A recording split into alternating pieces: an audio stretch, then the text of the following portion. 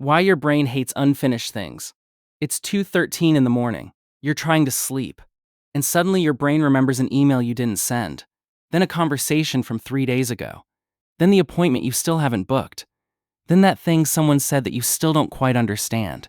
None of these things are happening right now. But somehow, they're all in the room with you. An unfinished task can follow you home. An unanswered message can sit in your head for hours.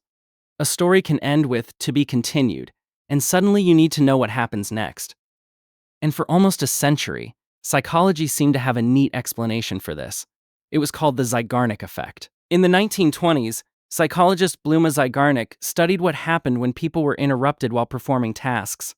Some tasks were completed, others were stopped before they could finish. Later, participants were asked what they remembered. Zeigarnik reported something strange. The unfinished tasks were remembered better. The explanation seemed almost perfect. Start something, and the mind creates tension. Finish it, and the tension disappears. Leave it incomplete, and the mind keeps it alive. That idea became famous. It was used to explain unfinished work, cliffhangers, unanswered messages, even why unresolved experiences keep returning to us. There was just one problem. Almost 100 years later, researchers looked across decades of studies testing the Zeigarnik effect, and the famous memory advantage almost disappeared. Across the research, unfinished tasks were not consistently remembered better than completed ones, so the feeling is real, but the famous explanation may not be. And that leads to a psychologist most people have never heard of, Maria Ovsiankina. Her question wasn't mainly about what people remembered, it was about what they did. Give someone a task, interrupt them. Then later, give them the opportunity to return to it. A surprising number of people went back. Across the research literature, interrupted tasks were resumed roughly 2/3 of the time. That changes the question completely. Maybe unfinished things don't always become stronger memories. Maybe they become unfinished intentions. You stop writing the email, but the goal remains, I still need to send it. You close the presentation, but the goal remains, I still need to finish it. The activity stops. The intention doesn't. And modern experiments suggest these unfinished goals really can remain mentally active. Researchers E.J. Masacampo and Roy Baumeister found that unfulfilled goals could intrude while people were doing unrelated activities. Goal-related information became easier to access, and unfinished goals could interfere with performance on completely different tasks. That sounds like the popular idea of having tabs open in your brain, except your brain is not literally a computer. There aren't tiny programs sitting in fixed memory slots. A better explanation is that unfinished goals can stay psychologically accessible because they still matter. But then the researchers found something far more interesting. People didn't always have to finish the task to quiet it. Sometimes they only had to make a specific plan. Not, I'll deal with this tomorrow. Something more like, tomorrow at 10 a.m., I'll open the presentation and finish slides 8 through 12. The task was still unfinished. Nothing had actually been completed. Yet the intrusive effect could decrease, which suggests the mind may not always be demanding, finish this now. Sometimes it may be asking, what happens next? That helps explain why vague, unfinished tasks can feel so heavy. Fix the problem. Call them. Deal with the paperwork. Those aren't really plans. They're unresolved demands. But this still doesn't explain everything. Because an unfinished email and a television cliffhanger are not the same thing. You are not personally responsible for solving what happens in episode 7. Yet somehow, to be continued can still pull you back. That points toward another mechanism, curiosity.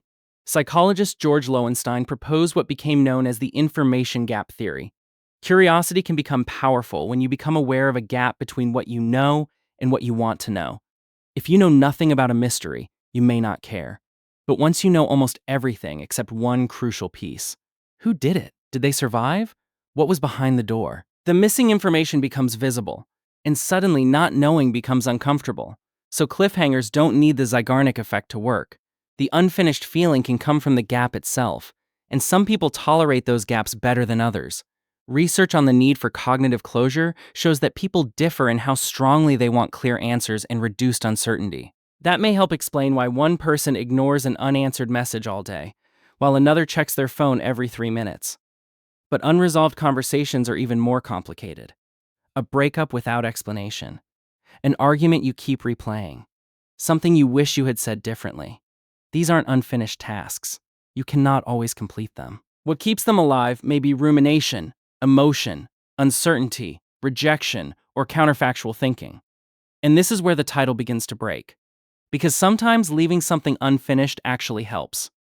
Researchers studying the incubation effect have found that stepping away from a difficult problem can improve the chance of solving it later. Stop forcing the answer. Come back later. And sometimes the solution arrives more easily. That does not prove your subconscious was secretly solving the problem the entire time. The benefit may come from dropping an unhelpful strategy, resetting attention, or seeing the problem differently when you return. So unfinishedness can bother us, but unfinishedness can also help us, which brings us back to the night. In one sleep lab experiment, healthy adults spent 5 minutes before bed writing, either about tasks they had already completed or about tasks they still needed to do. The future tasks were not finished. They were simply written down. And the group writing the to-do list fell asleep faster on average. That does not mean a notebook is a cure for insomnia. But the finding reveals something important. The tasks were still incomplete. They had simply been given somewhere to go. And maybe that is the real distinction. Completion is objective. The email is sent. The project is finished. The box is checked. But closure is psychological. You can finish a conversation and think about it for 10 years. You can leave a task unfinished and feel calm because you know exactly what happens next. So maybe your brain doesn't hate unfinished things. Maybe it keeps returning to what still feels active, what still contains uncertainty, what still has a possible action, what still carries emotional weight, what still might change. Maybe that's why some unfinished things disappear in minutes, while others follow you for years. The difference isn't always whether something ended.